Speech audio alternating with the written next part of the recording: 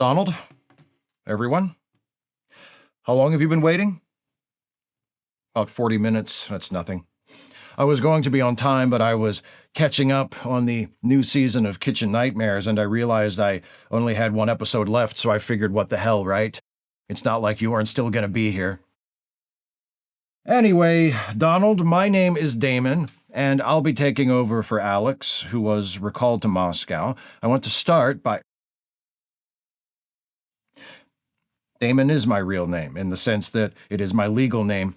I think you might be asking if it's the name I was given when I was born, and obviously it's not.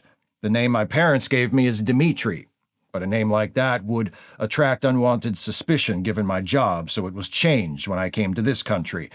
Now then, I want to start by... Okay, Donald. That's 2. You know baseball? You know how many strikes? Okay, I hope we understand each other. To answer your question, the reason I don't sound Russian is because I've lived in the United States since many years ago and trained to serve my country in this way. That's how I have mastered your language and ways of speaking with such perfection. I'm like Kevin Costner in No Way Out.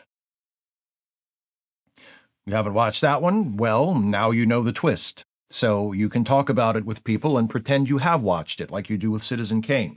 Now then, finally, I want to start by relaying a message to you from the President, and that message is, stop calling so often. When you were given that number, it was with the understanding that it would only be used for emergencies. Do you remember being told that? Nope. Nope, it's not story time, Donald. I just need a yes. Do you remember being told that? Yes. Okay. Phone calls to President Putin are for emergencies only, not just because you want to chat, not because you're lonely, and not to ask the president for things that you want. That's not how this works. Next, I've also been told to pass on the president's appreciation for how you handled the meeting with Zelensky a couple of weeks ago. Traditionally, we'd prefer to see our interests being promoted in a way that wasn't quite so obvious and artless, but recognizing that subtlety and craft are not your forte, it was pleasing to the president nonetheless. Actually, there was a wager among several of us in the service as to whether or not an American president could ever be induced to champion the Russian point of view so brazenly in public. I was among those on the winning side of the wager, I'm happy to say. I knew you possessed neither loyalty to your country nor shame in sufficient amounts to prevent you from behaving as you did. In fact, your arguing for our point of view to Zelensky was so exceedingly servile that those who lost the wager chose to pay even more than they owed, not because we demanded it, but to satisfy their own senses of honor. That is how far you exceeded expectations. A directive from the president: in future, don't describe him as suffering anxiety related to the investigation into the Russian government's efforts to assist your political campaigns. These perceptions are of no concern to him, and you are to cease creating that impression.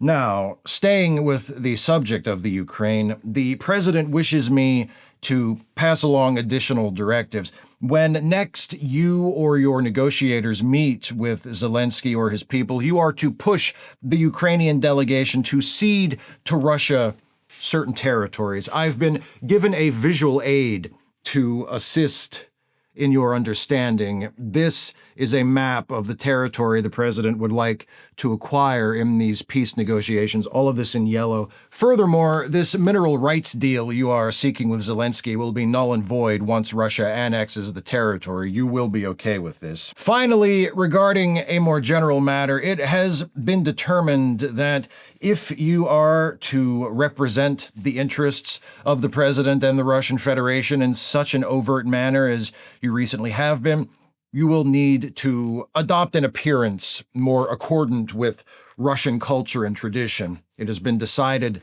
that the most efficient way to accomplish this is through the sporting of facial hair, and most specifically a mustache.